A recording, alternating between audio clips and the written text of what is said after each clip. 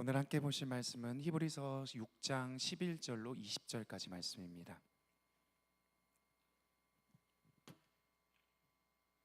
히브리서 6장 11절로 20절까지 말씀. 우리 찾으신 줄 알고 교독하겠습니다. 우리가 간절히 원하는 것은 너희 각 사람이 동일한 부지런함을 나타내어 끝까지 소망의 풍성함에 이르러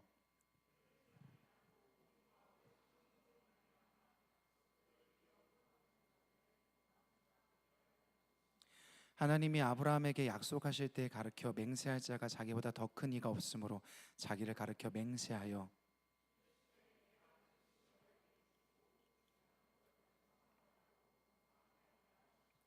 그가 이같이 오래 참아 약속을 받았느니라.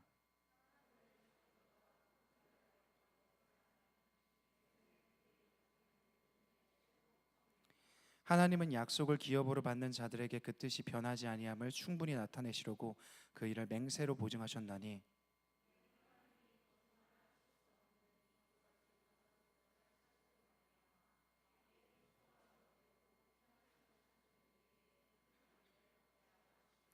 우리가 이 소망을 가지고 있는 것은 영혼의 닭 같아서 튼튼하고 견고하여 휘장 안에 들어가나니 그리로 앞서가신 예수께서 멜기세덱의 반차를 따라 영원히 대제사장이 되어 우리를 위하여 들어가셨느니라. 아멘. 우리 또래들이 모였습니다. 되게 오랜만인 것 같아요. 전 처음인 것 같은데 우리 옆 사람 보면서 우리 같이 좀 인사했으면 좋겠습니다. 반갑습니다. 잘 오셨습니다. 인사하고요. 네, 오랜만입니다. 얼굴도 쳐다보고. 네, 그럼 좋겠습니다. 우리가 계속해서 소망에 대한 이야기를 하고 있습니다. 지난주에 말씀을 좀 기억해 볼까요? 어떤 이야기를 했습니까? 우리의 소망에 치명적인 문제가 있다고 했습니다. 소망이 어떻게 됐죠? 빗나가고 있다라고 했습니다. 여러분은 어떤 소망들을 갖고 있습니까? 바램 또는 소원, 희망 이런 걸로 바꿔볼까요? 돈을 많이 버는 거, 성공하는 거, 명예로워지는 거, 연애를 하게 되는 거, 성취하게 되는 거, 업적을 이루는 거. 우리 가운데 이러한 소망, 바램, 소원, 희망 같은 것들이 다 갖고 있을 겁니다. 모두 다 이루어져야 되겠죠. 저는요, 여러분 가운데 있는 이런 것들이요, 다 그렇게 됐으면 좋겠습니다. 이루어졌으면 좋겠습니다. 그러나 그랬죠. 그것이 우리가 가져야 될 첫 번째는 아니다라고 했습니다. 첫 번째 소망이 돼서는 안 된다. 만일 누군가가 거기에다 계속해서 화살을 쏘아대기만 한다면요, 그것만 향해서 계속해서 화살을 쏘아댄다면 결국 그것이 여러분의 관용이 아니라는 것을요, 언젠간 알게 될 거예요. 너무 늦지 않았으면 좋겠어요. 여러분이 빵점이라는 걸요. 왜냐하면 하나님께서는 우리를 그렇게 짓지 않으셨죠. 우리의 화살이 정확하게 꽂혀야 될 때가 있다라고 말씀하십니다. 우리의 관역이 있죠. 우리는 거기를 향해서 집중해야 합니다. 결국 그래서 모든 사람의 소망은 첫 번째는 무엇입니까? 하나님을 향하는 것이 되어야 한다라고 얘기했습니다. 시편 저자는 이런 얘기를 하거든요. 시편 62편 5절입니다. 한번 띄워주시겠습니까? 시편 62편. 제가 읽겠습니다. 나의 영혼아 잠잠히 하나님만 바라라. 물은 나의 소망이 그로부터 나오는도다. 어떤 얘기를 하죠? 주를 바라는 것이 여러분의 소망이 되어야 합니다. 이런 얘기를 합니다. 주님을 바라는 거예요. 그게 우리의 첫 번째 소망이 되어야 한다. 거기가 여러분이 쏘아야 될 정확한 관역이라고 성경은 이야기하고 있습니다. 주를 바란다는 것이 어떤 것인가요? 되게 추상적이잖아요. 이런 거죠. 지난주에 우리가 베드로 이야기를 보지 않았습니까? 만선을 이뤘던 베드로였죠. 베드로가 예수님께 나와오죠. 만선의 배가 가라앉고 나서 예수님께 나와서 이렇게 얘기합니다. 주여 나를 떠나주십시오. 전 죄인입니다. 이런 얘기를 합니다. 어떤 얘기를 하는 겁니까? 자기를 알게 된 거죠. 인정하게 된 겁니다. 뭘 인정합니까? 주님, 제가 빛이 아니었습니다. 주님, 제가 가능성이 아닙니다. 주님, 전 소망이 안 됩니다. 저는요, 아무 기대할 수 없는 존재라는 것을 알게 됐습니다. 그리고 마침내 뭐라고 얘기하는 거예요? 그러나 저는 아무것도 아니지만, 저는 죄인일 뿐이지만 당신이 나의 온전한 소망입니다 라고 베드로가 주 앞에 나가서 고백했던 것이 그 장면입니다. 이것이 주를 바란다는 거죠. 뭡니까? 우리가 아무것도 아니라는 걸 알게 되는 거예요. 빛도 소망도 가능성도. 그렇지만 내 안에 계신 그가 우리의 빛이고 소망이고 가능성이라는 것을 인정하게 되는 겁니다. 그것에 계속해서 우리의 마음을 드리는 겁니다. 여러분, 우리의 모든 소망의 첫 번째, 이것이 있기 원합니다. 주님을 바라는 것이죠. 그것이 여러분의 소망, 가장 먼저 추구해야 될 가치가 되길 원합니다. 오늘은 두 번째입니다. 소망하라의 두 번째 시간인데요, 오늘은 좀 이런 이야기를 좀 나눠봤으면 좋겠습니다. 요즘 참 소망이 보이지 않습니다. 그렇죠? 우리 모두가 인정할 겁니다. 어딜 보든 어디에 가든 어떤 사람 만나든 소망이 잘 보이지가 않습니다. 근데 사실 그런 생각도 들어요. 정말로 소망이라는 게 좀 필요할까, 이런 생각이죠. 여러분 주변에 매일같이 만나는 사람들 있지 않습니까? 뭐 부모님, 형제, 가족, 친구, 선배, 동료 같은 사람들이요. 그들은 어떤 삶을 삽니까? 직장에 딱 가면요, 그들은 어떤 표정을 지으면서 출근을 해요? 어떤 이야기로 여러분 하루를 시작하죠? 무엇에 관심을 갖고 맨날 그 얘기, 똑같은 거 반복하는 그 얘기 있을 거잖아요. 그거 어떤 겁니까? 아마도요, 대부분 그럴 겁니다. 여러분 주변에 있는 사람들, 혹은 여러분을 포함해서 그 사람들이요, 소망으로 살아가기보다는요, 그냥 대부분 하루하루 그냥 주어진 대로 살 거예요. 대충 살 겁니다. 그냥 일에 지쳐서 막 피곤해가지고 아우 요즘 왜 이렇게 더워, 이런 얘기하면서요, 그렇게 살 겁니다. 사실 저도 그렇게 다르지 않아요. 하루하루 살아가는 거. 근데 이게 소망이 없는 거잖아요. 근데 아무 문제가 없어요. 소망이 없어도 우린 문제가 없이 그냥 잘 살아요. 큰 문제 없지 않습니까? 아마 여기 앉은 우리 중에서도요, 그렇게 생각하는 사람들이 있을 겁니다. 소망이 왜 필요해? 먹고 살기도 바쁜데, 취업하기도 바쁜데, 학교 다니기도 바쁜데 소망이 굳이 있어야 돼? 그냥 오늘을 살면 되지. 소망이 왜 필요할까요? 오늘은요, 우리가 이 얘기를 했으면 좋겠습니다. 그리스도인들에게 있어서 소망은 왜 필요한가? 왜 소망이 있어야 하는가? 이것에 대해서 우리가 함께 나눠봤으면 좋겠습니다. 오늘 우리가 읽은 히브리서라는 성경은요, 진짜 수수께끼 같은 성경입니다. 왜냐면요, 다른 성경에 비해서요, 모르는 게 너무 많아요. 뭘 모르냐면 이런 거예요. 먼저요, 히브리서 성경 혹시 읽어본 사람이 있는지 모르겠습니다. 되게 어려워요. 말이 어려워요. 그냥 막 읽잖아요. 그냥 통독을 하든 읽고 묵상을 하든 뭐 그냥 읽잖아요.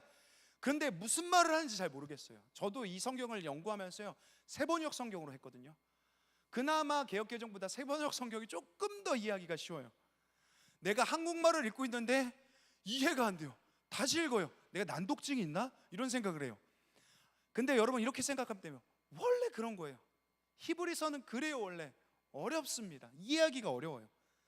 그리고 이 히브리서에서는요, 또 한 가지, 저자가 없습니다. 누가 이 성경을 썼는지, 이 편지를 썼는지에 대해서 안 나타나 있습니다. 그래서 처음에 학자들은요, 이 성경을 아마 바울이 썼다라고 생각했던 것 같아요. 그런데 읽다 보니까요, 보다 보니까 바울 스타일이 아니에요. 그래서 학자들은 이제는요, 이렇게 얘기해요. 익명의 저자가 썼다라고 이야기합니다. 누가 썼는지 모르죠. 또 그리고요, 언제 썼는지를 모릅니다. 정확한 시기도 모르고요. 한 가지 하는 게 있어요. 그게 뭐냐? 이 편지를 받은 수신자들에 대한 이야기입니다. 오늘 성경의 제목이 이거잖아요. 히브리서잖아요. 왜겠습니까? 수신자가 누구기 때문일까요? 히브리인들이요. 히브리인들이 누굴까요? 여러분이 잘 아는 그 사람들입니다. 이스라엘 사람들이요. 유대인들이죠. 그 중에서요, 유대인들 중에서 유대인 출신 그리스도인들에게 쓴 편지가 오늘 히브리서입니다. 여러분이 알고 있는 유대인들은 어떤 사람들입니까? 지금도 이스라엘에는 유대인들이 있죠. 유대 전통을 지키고 그들의 관습을 굉장히 목숨보다 중요하게 여기고요, 생명처럼 지키고 있는 사람들이요, 전통에 심취해 있죠.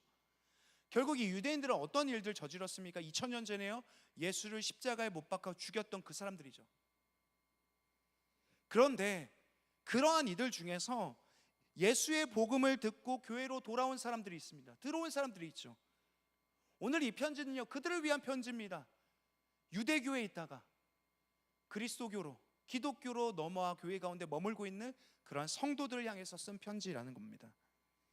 당시에 이들은 어떤 삶을 살았냐면요, 이 그리스도인들, 이 성도들은요, 예수를 믿음 때문에 해서 여러 가지 박해를 받았습니다. 그냥 쉽게 우리처럼요, 그냥 오늘 교회 갈까 말까 고민하고 그냥 오는 그런 게 아니라, 이들은 예수를 믿기 위해서 목숨을 걸면서 살아야 했습니다.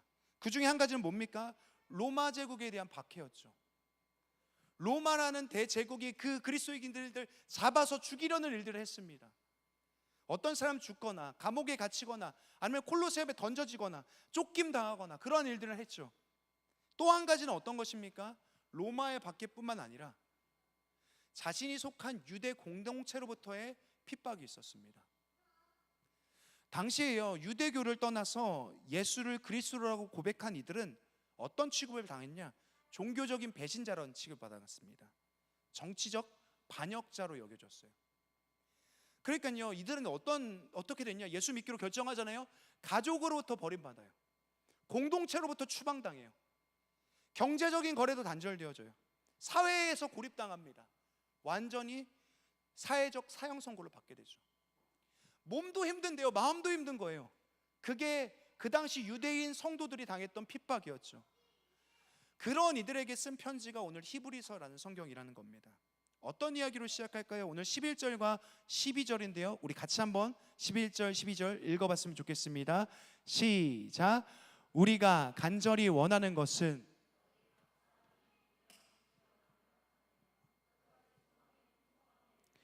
게으르지 아니하고 믿음과 오래 참음으로 말미암아 약속들을 기업으로 받는 자들을 본받는 자 되게 하려는 것이니라. 아멘. 오늘 이 편지를 쓴 저자는요 이런 얘기를 합니다. 이런 거죠. 그냥 대충 읽어봐도 이렇잖아요. 간절히 원해. 나 진짜 너네 너무 잘 됐으면 좋겠어. 나 진짜 너무 소원하잖아. 그러면서 어떻게 얘기하냐? 두 가지에 대해서 얘기합니다. 너희한테 이것이 있었으면 좋겠어. 하나는 소망, 두 번째는 약속. 이것을 너네가 이뤘으면 좋겠어. 이런 얘기를 합니다. 소망과 약속에 대해서죠. 우리가 보통요 희망이란 단어와 소망이란 단어가 있죠. 이 희망이란 단어와 소망이란 단어를요 좀 헷갈려 합니다. 좀 이해하기 어려워하는데, 희망은 이런 겁니다. 집이 너무 좁아가지고요 큰 평수로 옮기고 싶어하는 걸 희망이라고 하죠. 좀 더 많은 연봉을 주는 회사로 옮기고 싶어하는 것을 희망이라고 합니다. 내 미래가 지금보다 좀 더 안정되길 원하는 것을 희망이라고 합니다. 희망은 뭐냐면 이런 겁니다. 이게 이루어질지 안 이루어질지 잘 모르겠는데 어떤 막연한 바람 같은 것을 희망이라고 말해요. 근데 소망은 뭐냐면 이겁니다. 소망은 이미 우리에게 주어진 것에 대해서 나에게 나타날 것을 바라는 게 소망입니다. 다시 한번요. 소망은 이미 우리에게 주어진 것이 나에게 나타날 것을 바라는 것을 소망이라고 얘기해요. 그래서 오늘 성경 저자는 이런 얘기를 합니다. 성경이 말하는 그리스도인들의 소망은 뭐냐? 그 근거가 뭐냐? 이미 주어진 것이 뭐냐? 약속으로부터 비롯된 소망이라는 거예요. 너희한테 이미 약속이 주어졌고 그것에 대한 소망이 너한테 있었으면 좋겠어. 이런 얘기를 하는 겁니다. 서준이가 최근에요 막 자주 뭔가에 꽂히거든요. 최근에 레고도 꽂히고, 혹시 그런 거 알아요? 뭐죠? 리릴리라렐라 이런 거 아세요? 최근에 진짜 이거 많이 꽂혔어. 리리리라렐라, 뭐 크로코디오, 뭐 문바르디오, 뭐 이런 거 있잖아요. 네. 여기 엄청 꽂혔다가 최근에 이제 도미노에 또 꽂혔습니다. 며칠 전에 막 도미노를 사달라고 졸라가지고요 이제 쿠팡에다가 주문을 했죠. 결제 버튼 딱 누르자마자 보통 그러면요 이제 그때부터 시작이에요. 뭘 하냐면요 이런 거죠. 끊임없이 물어보는 거예요. 아침에 일어나면 왔어? 어린이집 가기 전에 왔어? 갔다 오면 왔어? 밥 먹을 때 왔어? 밤에 자기 전에 왔어?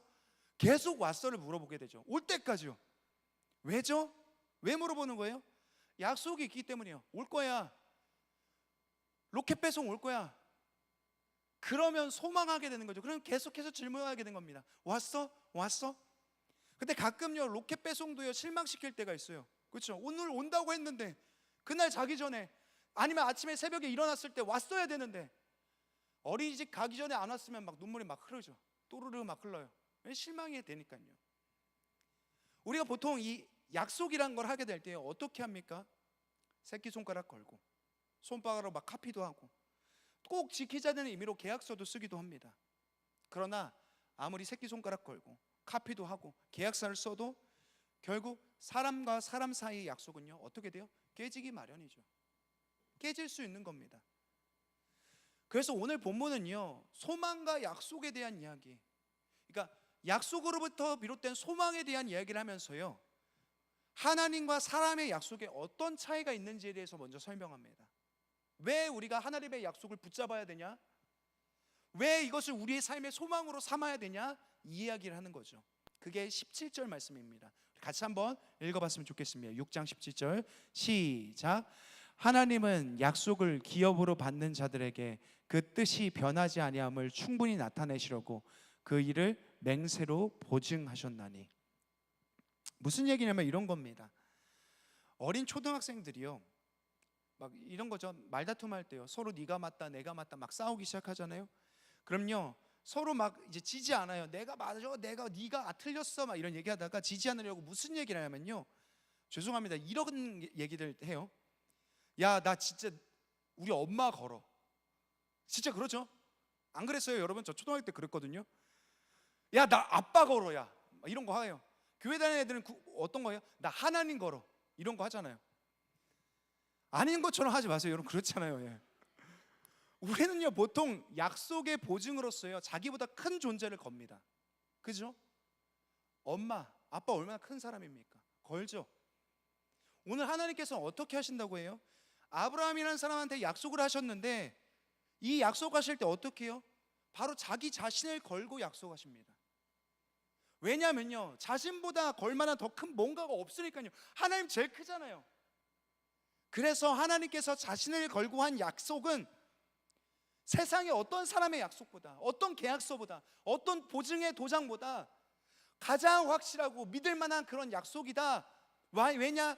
나는 내 이름을 걸고 맹세했기 때문이다. 이런 얘기를 하고 있는 겁니다. 근데 이 약속을 받은 사람이 누구예요? 아브라함이라는 사람입니다.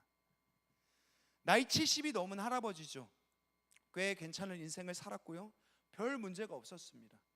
근데 하나님께서 어느 날 그에게 나타나셔서 그가 유일하게 원했던 한 가지 바람, 한 가지 희망에 대해서 이야기하셨죠. 그게 뭐죠? 아들에 대한 이야기죠. 자식에 대한 이야기입니다. 나의 모든 지금까지 쌓아올린 모든 것들을 넘겨줄 그 사람에 대한 이야기를 하시죠. 그래서 어떻게 해야 합니까? 내가 너한테 아들을 줄 거야. 줄게. 내가 너를 복되게 하고 성되게 할 거야. 그러니까 뭐 해야? 떠나라, 이런 얘기를 합니다. 떠나면 내가 줄게. 약속하시죠. 그래서 그는 그 약속을 믿고 나옵니다. 집에서 나와요. 떠납니다. 나와서 어떻게 해요? 남은 평생을 이방인으로 삽니다.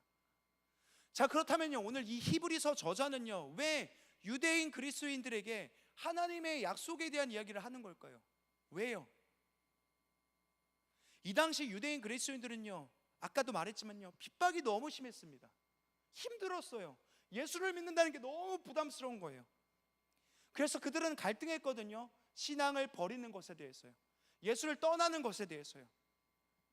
오늘 이 편지는요 그런 편지인 겁니다. 그 갈등하는 사람들을 향한 편지인 거예요. 신앙을 버리는 것에 대해서, 예수를 떠나는 것에 대해서 힘들어하고 갈등하는 그 성도들에게, 야, 너네 신앙을 다시 한번 생각해봐. 너네가 왜 그런지 알아? 이 얘기를 하고 싶은 거예요. 유대교회에 있다가 예수를 믿기로 결정했어요. 엄청난 결정이죠. 그리고 힘들어가지고 다시 유대교로 돌아가려고 해요, 이 사람들이요. 이 사람들에게요, 신앙의 문제는 진짜 뭘까요? 어떤 신앙의 문제가 있을까요? 정말로 그냥 힘들어가지고 그러는 걸까요? 너무 고통스러워가지고요.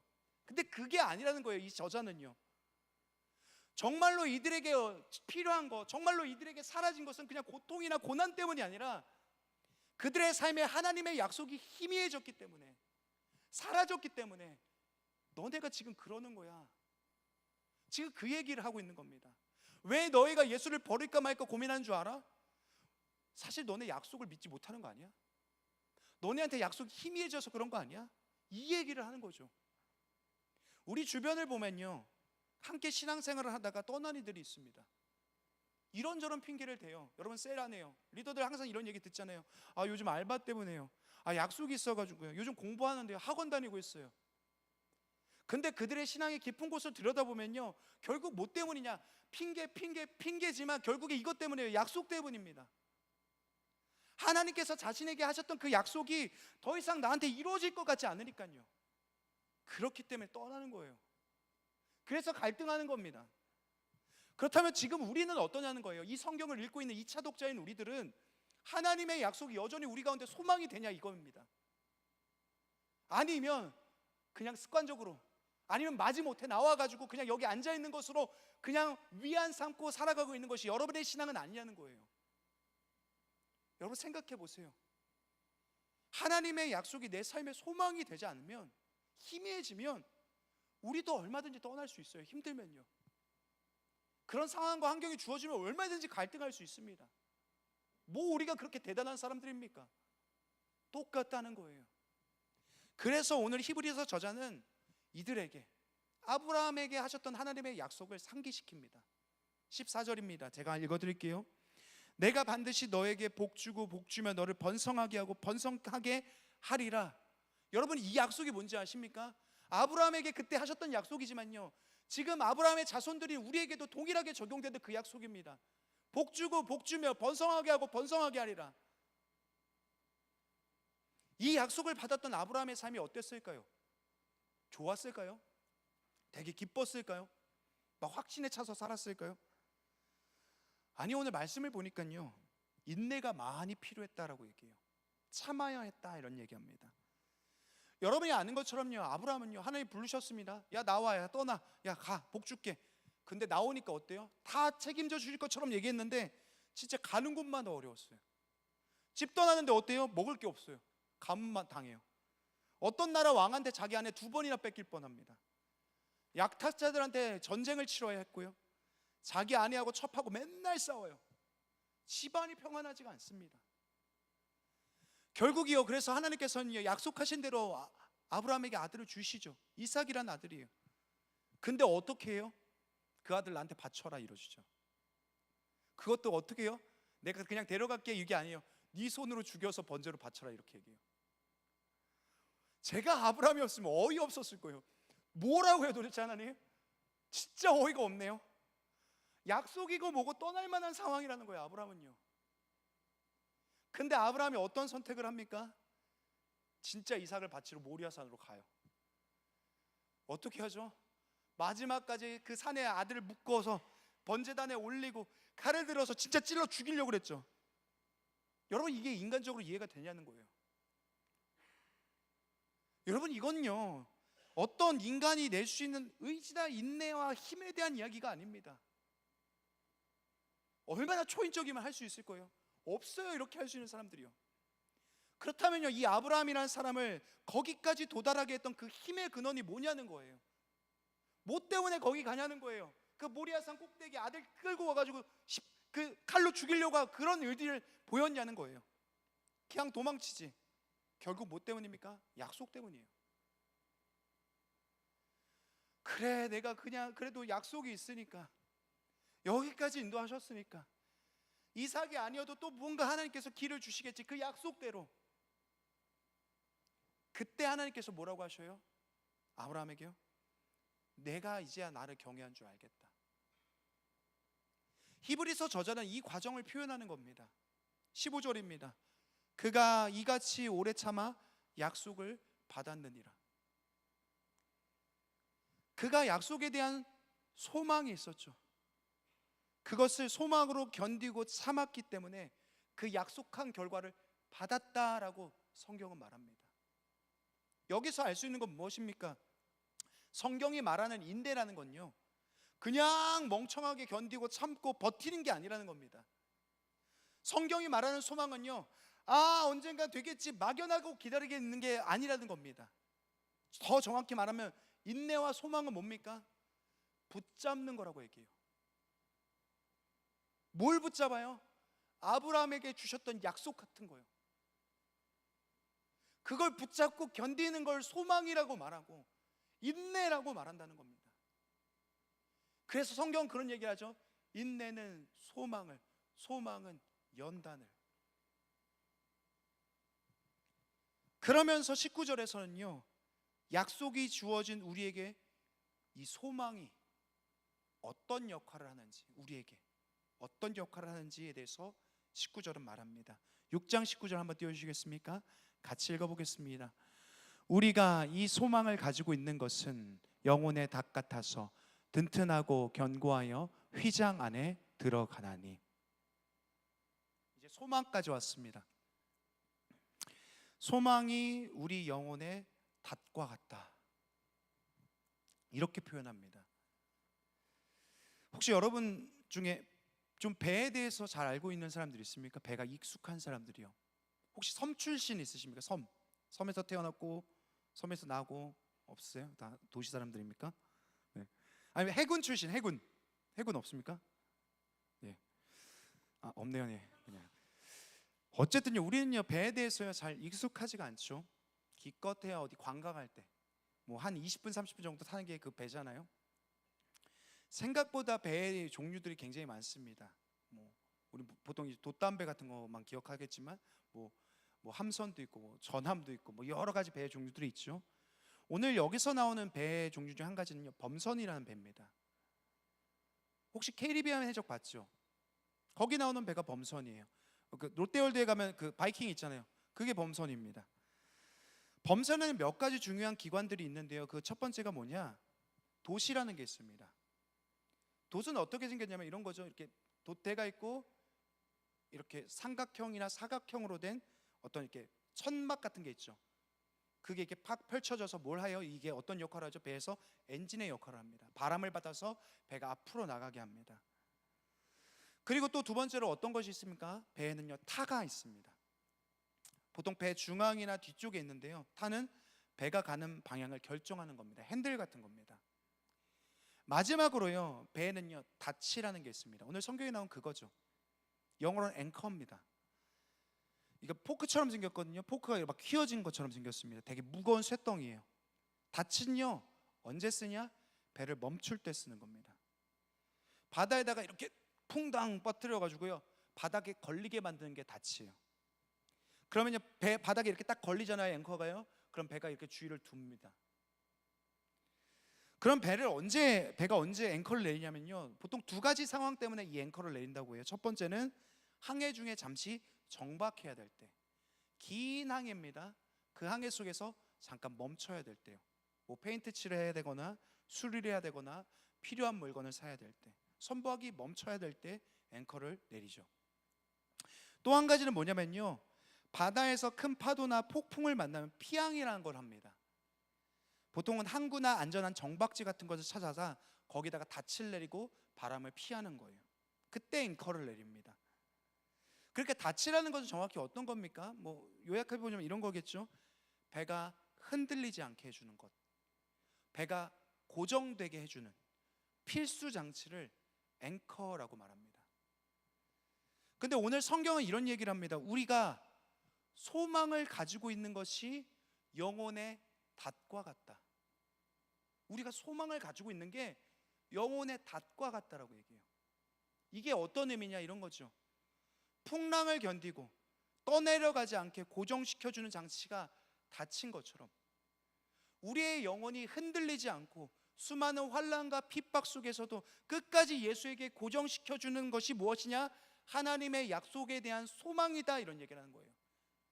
다시 한번요, 우리를 예수께 고정시켜주는 게 뭐냐? 흔들리지 않도록 하나님의 약속에 대한 소망이다.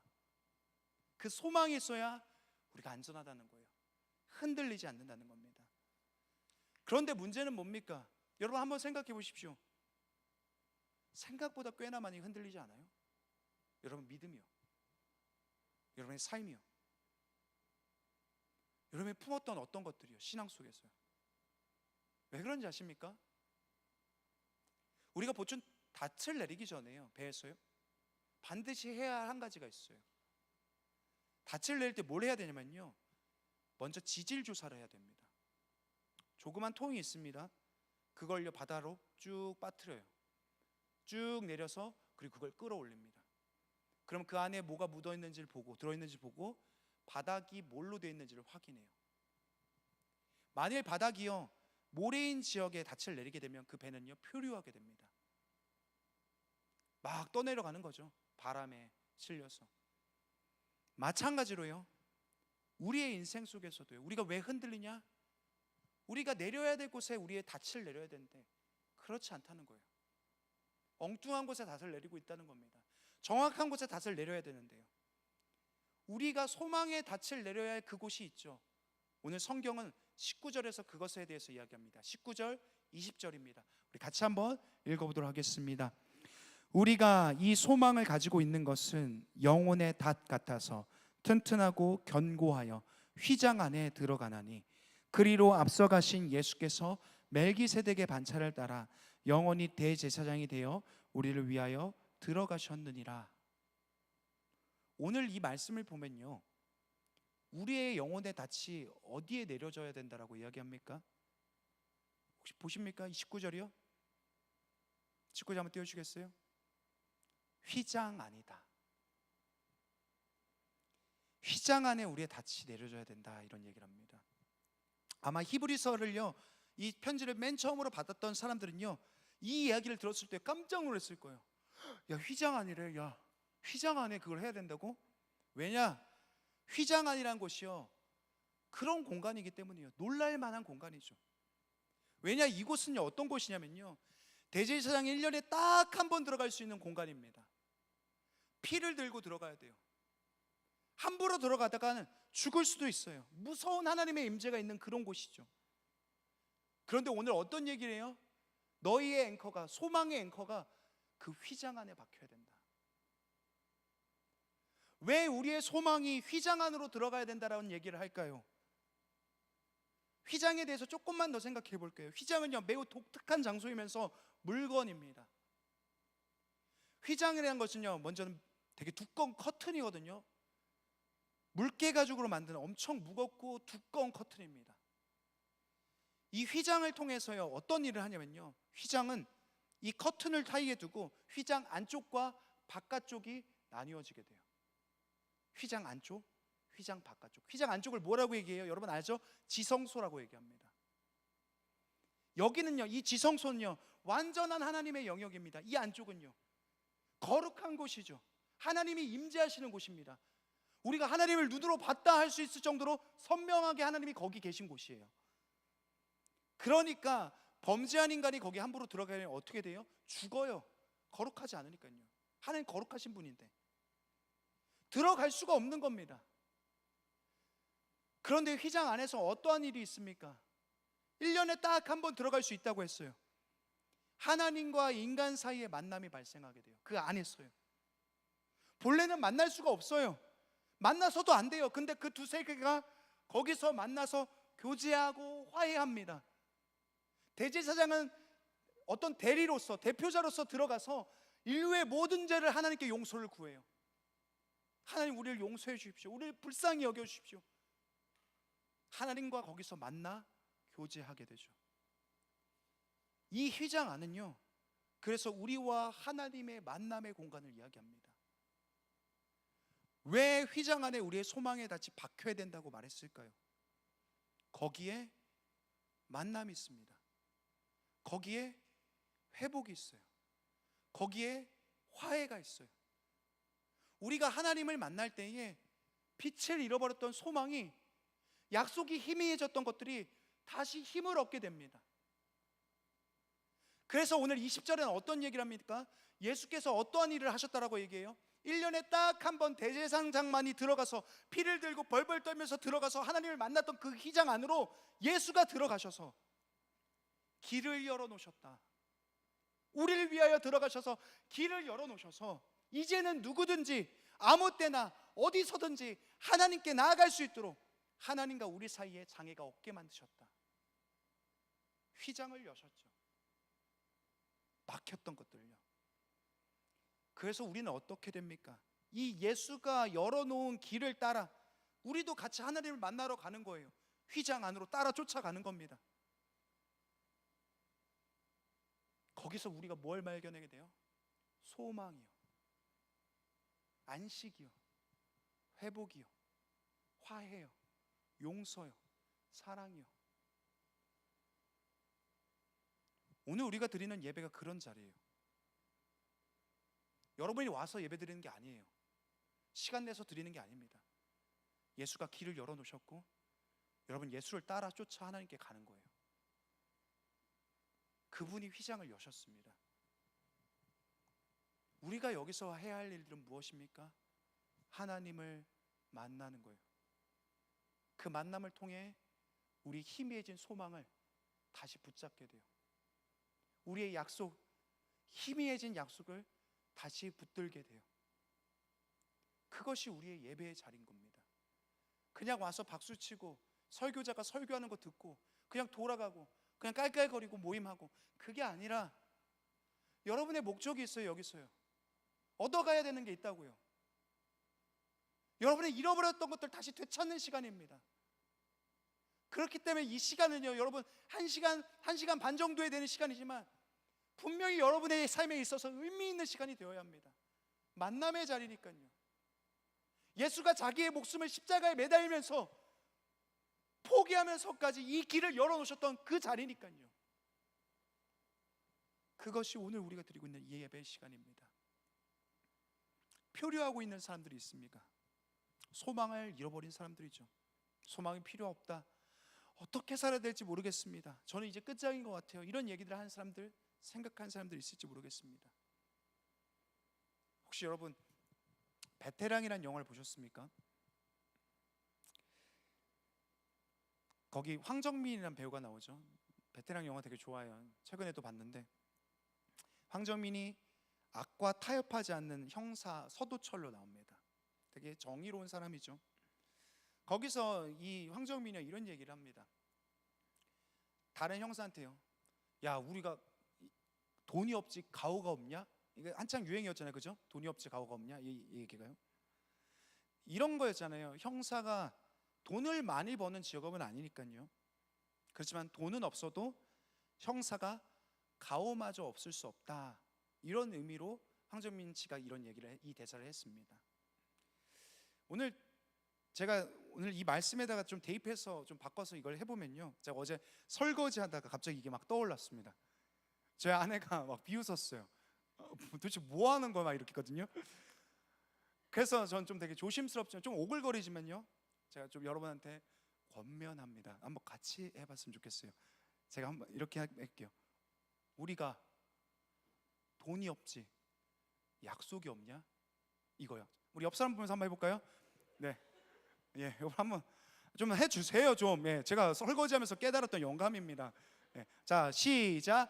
우리가 돈이 없지 약속이 없냐? 우리 돈이 없어요, 그렇죠?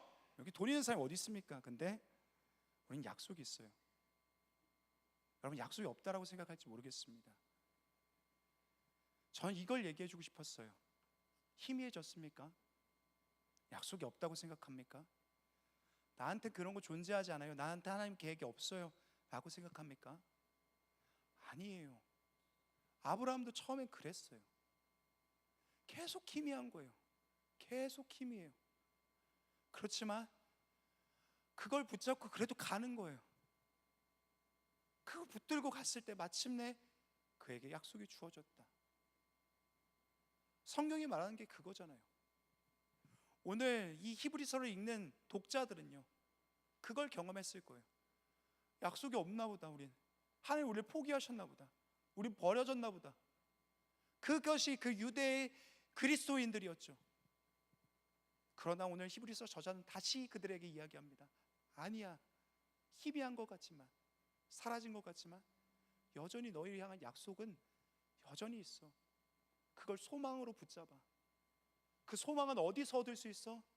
너희의 예배 자리 가운데, 너희가 하나님을 만나는 그 자리 가운데 다시 회복할 수 있는 거야.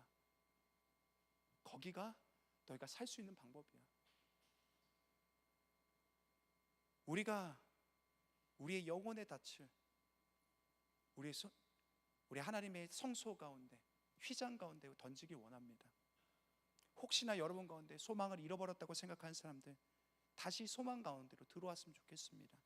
이 예배를 통해서 여러분이 개인적인 하나님과의 만남을 통하여서 여러분의 관계, 여러분의 하나님과의 화해, 만남, 또한 약속들을 다시금 회복하여서 주께 나아가는 여러분의 예배와 여러분의 소망이 되길 간절히 소원합니다. 우리 함께 찬양하겠습니다.